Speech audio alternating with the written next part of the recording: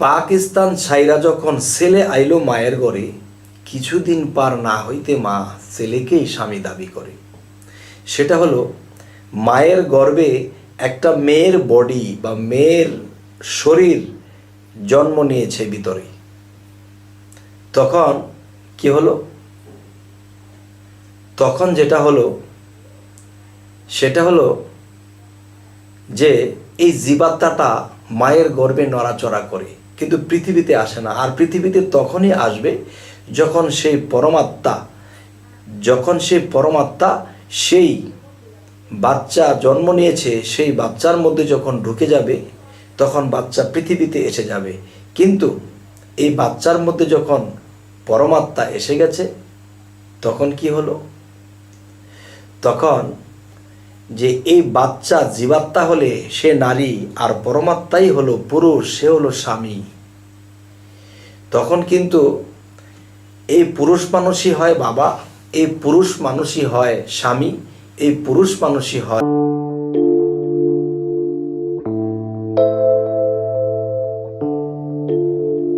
আমি শামীম আলী চিশতি আপনাদের সামনে আজকে আরও একটি আলোচনা নিয়ে আসলাম। সে আলোচনাটি হবে রুহানি জগতের, আত্মজগতের কথা। কিন্তু কথাগুলো শুনতে উল্টাই মনে হয়, আসলে এই উল্টার মধ্যে বাউটি লুকিয়ে আছে। হে জগতবাসী, এই কথাগুলো যদি কেউ জ্ঞানে নেয় এবং বুঝে, তবে তিনি হয়তো তার ভিতর থেকে কোনো উল্টা প্রশ্ন আসবে না বা খারাপ কোনো মন্তব্য আসবে না। তো বলতে চাইতেছি যে একটি কবিতা আমি শামীম আলী চিশতির বিশ্ব আধ্যাত্মিক জ্ঞান সঞ্চার বইটিতে লেখা হয়েছে যে মায়ের আগে জন্ম নিয়া ছেলে থাকে পাকিস্তান, মায়ের আগে জন্ম নিয়া ছেলে থাকে পাকিস্তান, পাক না পাকে থাইকা মায়ে গাইতে আছে ছেলের গান। এবার ছেলের রঙে আছে বাবায়। আচ্ছা, পাকিস্তান ছাইরা যখন ছেলে আইসলো মায়ের ঘরে, কিছুদিন পার না হইতে মা ছেলেকেই স্বামী দাবি করে। এ কেমন কথা? তাহলে আজকে একটা কবিতার লাইন অনেক লম্বা, তো আমি দুইটা কলি ভাঙার চেষ্টা করব। যে মায়ের আগে জন্ম নেয়া ছেলে থাকে পাকিস্তান, পাক না পাকে থাইকা মায়ে গাইতে আছে ছেলের গান। এবার ছেলের রঙে আছে বাবায়। আচ্ছা, এটা যে বিষয়, যে এই বিষয়টি হলো যে এই পৃথিবীতে আমরা দেখতে পাই একজন নারীর যখন বিয়ে শাদী হয়, তখন তাদের সংসার যখন হয়, তখন দেখা যায় তার গর্ভে একটি সন্তানের আভাস পাচ্ছে বা সন্তান এসে গেছে। তখন কি হলো? তখন মা বুঝতে পারে যে আমার পেটে সন্তান এসেছে। তখন সেই সন্তানটির মধ্যে জীবাত্মা আসছে, কিন্তু পরমাত্মা আসেনি।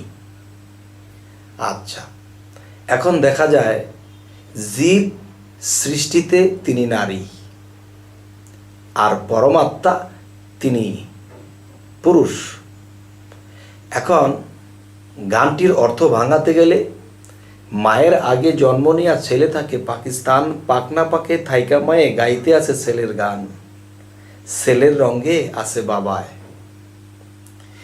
এই কথাটি ভাঙতে গেলে দেখেন, এই বডির ভিতরে যখন জীবাত্মা এসে গেছে, দেহটা যখন লড়াচড়া করে, কিন্তু যতক্ষণ পর্যন্ত তার মধ্যে পরমাত্মা না আসছে, ততক্ষণ পর্যন্ত সে ভূমিষ্ঠ হয়ে পৃথিবীতে আসবে না।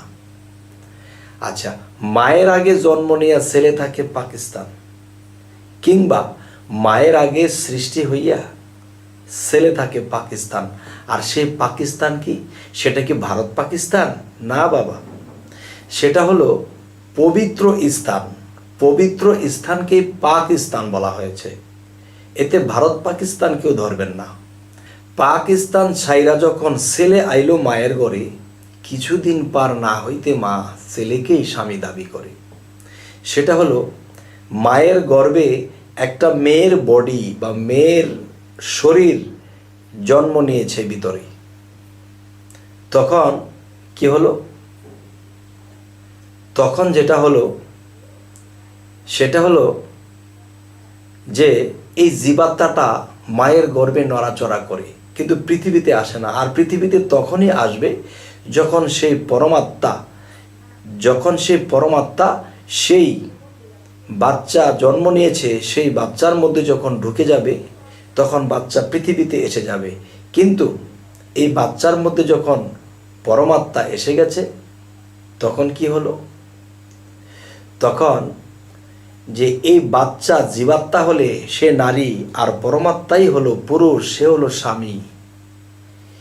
তখন কিন্তু এই পুরুষ মানুষই হয় বাবা, এই পুরুষ মানুষই হয় স্বামী, এই পুরুষ মানুষই হয়, এই পুরুষ মানুষটি হয় বিভিন্ন কিছু বলে মানুষ ডাকে। তবে আজকের যে কথাটি বোঝানো হলো যে মায়ের আগে জন্ম নেওয়া ছেলে তাকে পাকিস্তান পাক না পাকে থাইকা মায়ে গাইতে আসে ছেলের গান, যখন নাকি আমার মায়ের পেটে আমি ছিলাম বা আমার একটা বোন ছিল, তখন সেই বডিটার মধ্যে জীবাত্মা একাই একেশ্বরে আছে। তখন কি হলো, সে পরমাত্মা যখন আসছে, তখন পরমাত্মাই হলো সেই জীবাত্মার স্বামী। তাই গাইতেছিল তার গান, সে কবে আসবে তবে ফিরে পাবে তার আরেকটি প্রাণ। হে জগতবাসী, জানি না আপনাদের কতটুকু বুঝাইতে পারলাম, তবে আশা করব পরবর্তীতে আপনাদেরকে আরও ভালো কিছু ভিডিও যেন দিতে পারি। তো আমাদের এই আলোচনা যদি আপনাদের ভালো লাগে তবে অবশ্যই সাবস্ক্রাইব করুন, পরবর্তীতে ভিডিওগুলো আপনারা পেয়ে যাবেন।